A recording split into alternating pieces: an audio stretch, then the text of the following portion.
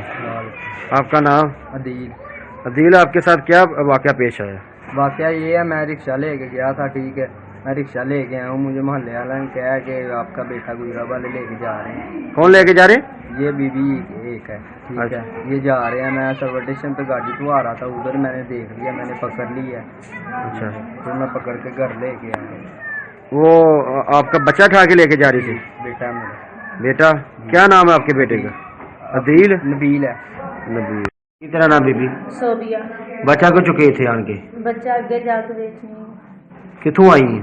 ملتانو مریض کے لینا آئی ہیں؟ مریض کے تو کام یہی کرنا ہے بچے بچہ چکن آئی چوکے کی کر دے ہو؟ بیچ کنے دا؟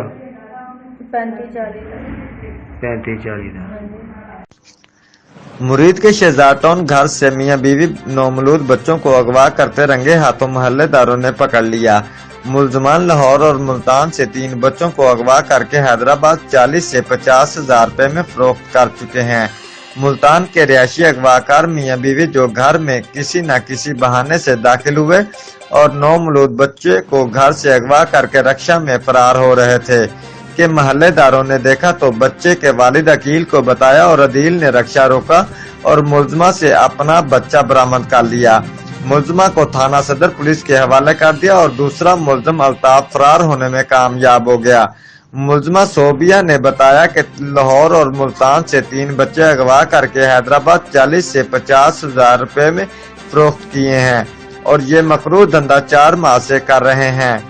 تھانہ صدر نے ملزمان کے خلاف مقدمہ درج کر لیا۔ رپورٹ امانت علی، جیو ایکسپریس نیوز، مرید کے۔